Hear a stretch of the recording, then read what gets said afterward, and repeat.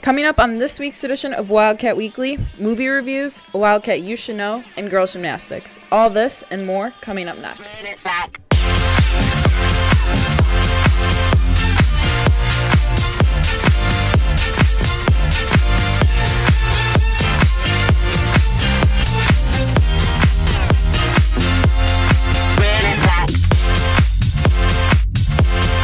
Visualize it. I'll give it something.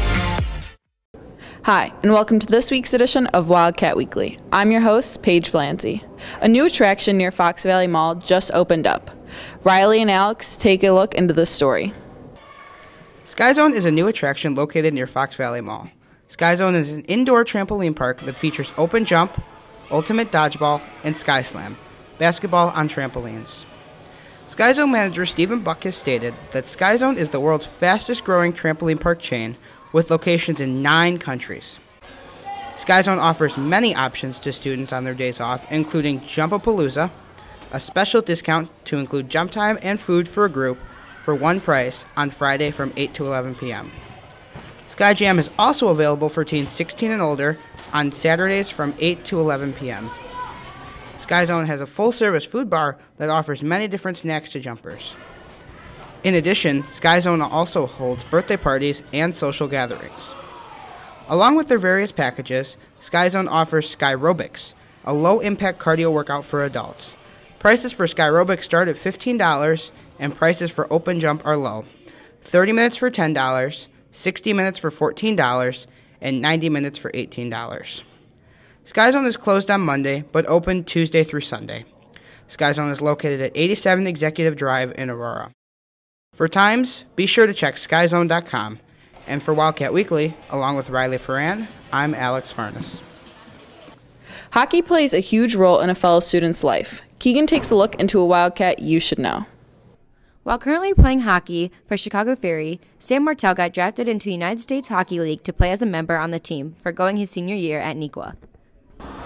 Next year, I'll hopefully be moving to North Dakota to play in the USHL for the Fargo Force, and out there I will be moving to a billet family, which is a family that will basically take care of me and feed me and everything like that.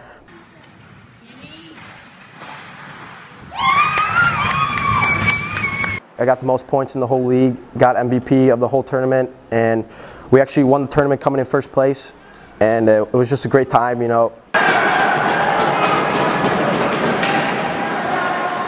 The USHL draft, it's on the computer. You just pull up the screen and they just go 10 rounds of the futures draft. There's actually 2 drafts. One's phase 1 and phase 2.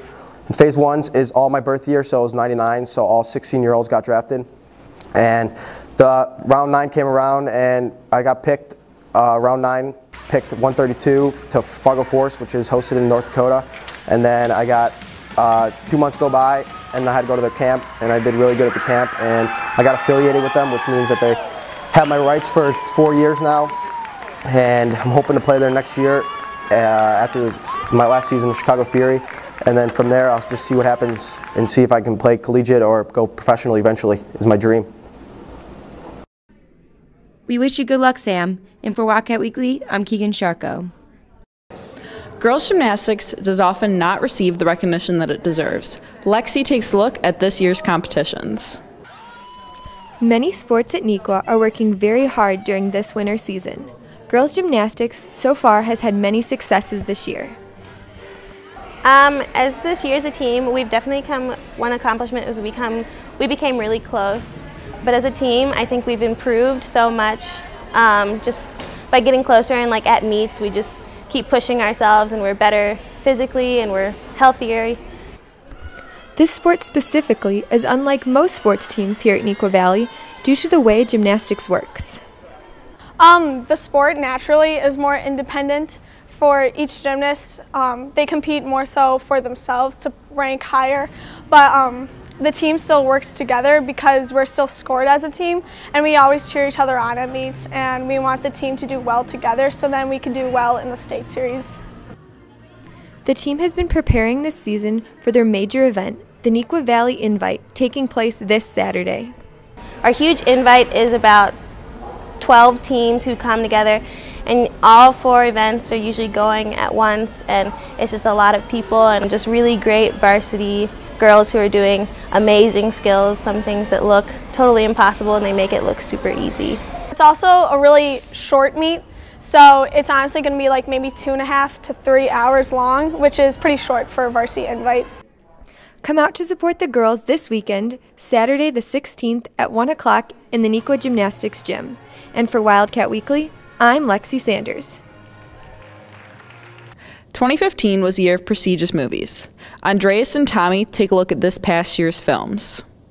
Hi, my name is Andreas Nelson. Welcome to this edition of Magic Movie Reviews. In the last few weeks, there's been a couple of movies climbing the box office. We all know Star Wars Episode 7, The Force Awakens have been #1 in the box office for the past 2 weeks. But today, I'm focusing on the movies that haven't done such as well, such as The Hateful Eight and Concussion. Concussion, directed by Peter Landsman, is an intriguing movie that wants to be as important as the topic it's discussing. The problem with approaching a film in this manner, though, is that it has to be motivating and influential in its impact to the topic it's discussing, and Concussion simply isn't that. Concussion isn't the best film of the year, but it's definitely one to watch. I'm giving Concussion 2.5 out of 5 NFL helmets. There's a few things that could have been improved in the movie, and I found it pretty boring. The other film is The Hateful Eight, directed by Quentin Tarantino. It is just like all his other films, well-crafted, well-written, well-directed, and well-executed, along with strong dialogue, somber humor, and bloody violence. In other movies, character dialogue can be pretty tedious, but this isn't the case for Hateful Eight. I'm giving Hateful Eight 4 out of 5 cowboy hats. It's not as good as other movies such as Pulp Fiction, but it's definitely worth watching. Some films that come out today are The Reverend, directed by Alejandro González Inarritu, Norm of the North, directed by Trevor Wall, and Ride Along 2, directed by Tim Story. Thanks for watching this edition of Magic Movie Reviews, and for Wildcat Weekly, with the help of Tommy Canova, I'm Andreas Nelson. Many Neuqua students have accomplished amazing things. One student has finally received national recognition. Megan takes a look at a Wildcat you should know. When a devastating suicide news story reached sophomore Trisha Prabhu, she decided she had to take action. What if I created a product called Rethink that would detect when adolescent tried to post an offensive message on social media and alert them and go, whoa, hold on. You're about to post an offensive message on social media. Are you really sure you want to do that?